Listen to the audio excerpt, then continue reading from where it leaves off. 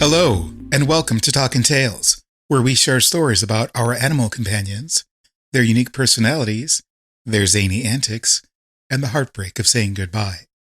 I'm your host, Paul Barnett. In 2006, shortly after the untimely passing of my second ferret, Xander, a new young ferret joined my family. He was just a few months old, and what's called a blaze, white and gray, with a white stripe on the top of his head, and all white paws. As with many such ferrets, he had Waardenburg syndrome and was deaf. His white paws made it look like he had socks on, and in honor of his recently departed big brother Xander, I wanted to maintain the X or Z sound at the start of his name, so I named him Zoxon. Zoxon was a bundle of energy, and was regularly getting into trouble. His big sister Buffy, who was about 5 at the time, generally kept up with him, and showed him some of her favorite toys and places to play. They often snuggled up together in a hammock for a nap. By this time, with Buffy having proven herself an escape artist, their cage was in the middle of a fenced-in area, and they were allowed to go in and out of the cage whenever they wanted, since I couldn't stop Buffy from opening the cage from the inside. I thought I had the environment ferret-proofed, but Zoxon proved me wrong. With his small size, he squeezed under the oven, but then couldn't get back out. Being the only human in the house, I had to lift the oven with one hand and pull him out with the other. He was not injured, and not bothered by his adventure. Once he was free, he ran around the first floor of my house and continued to play. As he grew up, he calmed down, just a bit. He would wear himself out playing, Buffy still keeping up with him. Then the two of them would stretch out and nap side by side. One of my favorite memories of them is a picture where they're both on their backs, and it looks like they're sharing stories and laughing at jokes. As Buffy passed the age of 7, she slowed down significantly and had a tumor in her stomach. When she passed, baby Zoe became Zoxon's little sister. Initially, Zoxon treated Zoe almost like a toy. He would try to drag her around. I had to intervene on several occasions. He never hurt her, but she clearly was not happy about being treated that way.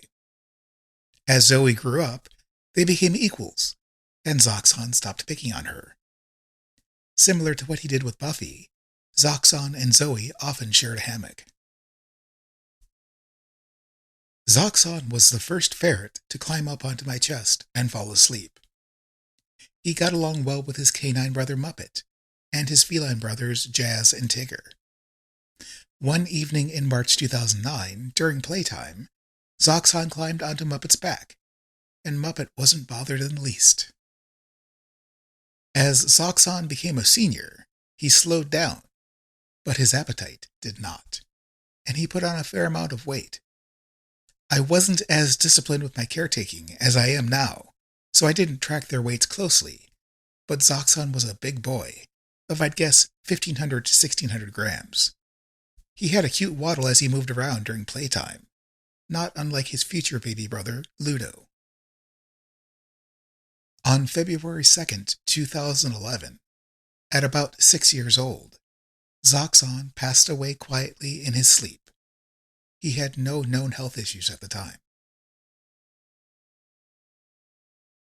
More than 7 years later, on March 24th, 2018, I met a young ferret at a shelter. He looked nearly identical to Zoxon, with a stripe on his head and socks on his feet. He was feisty, too. His name was Bowie.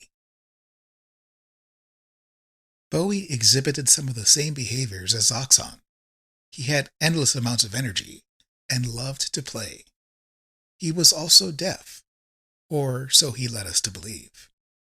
In 2019, while the ferrets were sleeping, I was trying to be quiet cleaning one of the ferret cages. I had opened one of the cage doors slowly, but when it reached a certain point, it let out a squeak. Bowie poked his head up from his nap and looked, as if to say, "What was that?" He might not have been able to hear everything, but he heard that. Bowie was a nibbler. Sure, he nibbled his kibble, but he'd also nibbled on my ankle to get my attention. Once he had my attention, he'd roll onto his back and grab my hand with all four paws and rock back and forth, while also trying to nibble on my hand. He never actually hurt me, except for the occasional accidental scratch if it was time to trim his nails. Bowie would bounce around excitedly on many occasions. All it took was a nudge from one of his siblings, or an interesting toy, or sometimes just because it was playtime. He'd show off his jumping skills by jumping from a futon to a side chair, often taking turns jumping the expanse with a few of his brothers. Bowie grew close with several of his siblings, being a bit of a ringleader with his brothers Seven, Xerxes, Benson, Rigby, Dodger, Dennis, and all three Milos. His sisters loved him too. I'd regularly make a big plate of soupies for everyone, and Bowie would stand between some of his sisters and exchange chin licks with one sister, then turn to the other side and exchange chin licks with the other sister. Bowie was always happy and playful, which is why I knew something was wrong on December 11th, 2023, when he wasn't interested in playing during playtime. The following morning, I took him to an emergency appointment at his longtime vet. They ran tests, but had no definitive diagnosis. After working on him for the better part of the day, his vet suggested we transfer him to another clinic nearby that could do a CT scan and hopefully monitor him overnight. The other clinic performed the CT scan, which confirmed a few unusual spots on his liver and spleen, but there was still no definitive diagnosis. They continued to monitor him throughout the night. At around 5:20 a.m. the following morning, December 13th, 2023, the doctor called me to let me know Bowie had passed away. A necropsy pointed to cancer, hemangiosarcoma. My silly, hyper Bowie went from bouncing around to being at the Rainbow Bridge in barely 2 days' time. Now that Bowie and Zoxon have met, I wonder what trouble they're getting into together. When I get to see them again, I wonder how I'll be able to tell them apart. I wonder how Zoe gets along with Bowie. Many of Bowie's closest friends were already there to greet him, and at least one other would be along shortly to join him at the Rainbow Bridge. Rest in peace, boys. If you'd like to share a story about a special pet, visit us at talkandtalespodcast.com or on Facebook at facebook.com/talkandtales. Stories are pre-recorded, so you don't have to worry about being live on the air. And if you'd prefer to write your story, I'm happy to read it for you. Again, please get in touch via talkandtalespodcast.com or on Facebook at facebook.com/talkandtales. That's TALKINTAILS. If you run a rescue or shelter, or know someone who does, please have them get in touch so we can feature them on an upcoming episode. If you'd like to support the show, you can find us on Patreon at patreon.com/talkandtales.